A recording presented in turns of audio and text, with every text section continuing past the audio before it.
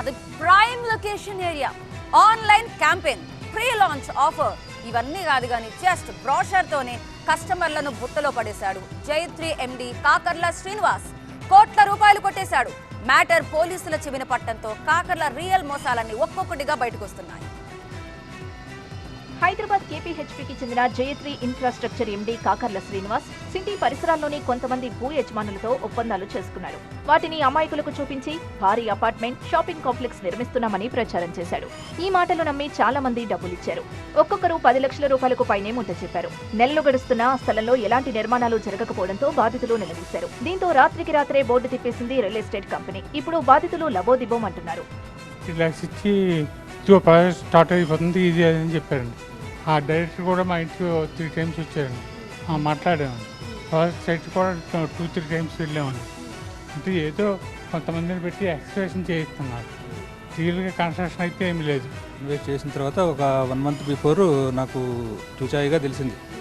ఏమని వీళ్ళేదో 1.5 మంత్ ముందు ఇక్కడ ఏదో స్టాఫ్ తగ్గించేశారు, ఎందుకైనా మంచిది కనుక్కోండి అని చెప్పి మాకు అమ్మిన వాళ్ళే ఒక రకంగా చెప్పినట్టుగా చెప్పారు ఇండైరెక్ట్గా. ఇంతకుముందు ఇక్కడ కానీ అక్కడ కానీ ఏ ఆఫీస్లోకి పోయినా మీకు సేల్స్ వాళ్ళు, కాల్ సెంటర్ వాళ్ళతో ఫుల్ బిజీగా ఉండేది. ఒక 100-150 మెంబర్స్ పైన ఉండేవాళ్ళు ఆఫీసుల్లో. అట్లాంటిది అక్కడికి వెళ్తే 5 మెంబర్స్ కూడా లేదు.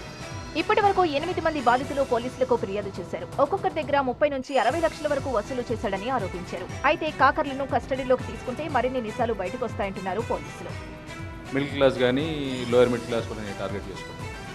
వాళ్ళు ఇన్వెస్ట్మెంట్ చేసే విధంగా వాళ్ళని ఎంకరేజ్ చేసి ఇన్వెస్ట్మెంట్స్ తీసుకొని తర్వాత వాళ్ళకి ఆ రెంటల్స్ ఇవ్వకపోవడం, లేకపోతే ప్లస్ ఆ ఫ్లాట్స్ ఏవైతే కట్టి మళ్ళీ వాళ్ళకి ఫ్లాట్స్ ఇస్తానని చెప్పేసి ఇన్ టైంలో ఇవ్వకపోవడం, ఇవన్నీ చేయడంతో వాళ్ళ ఆఫీస్కి వెళ్ళడము, మరి మేము పెట్టినటువంటి ఇన్వెస్ట్మెంట్ ఏమైంది, మరి మేము కొనుక్కున్నటువంటి ఫ్లాట్ మరి మాకు ఎప్పటికీ మీరు రిజిస్ట్రేషన్ చేస్తారు, ఎప్పటికీ మాకు పొజిషన్ ఇస్తారని చెప్పేసి అడగటం.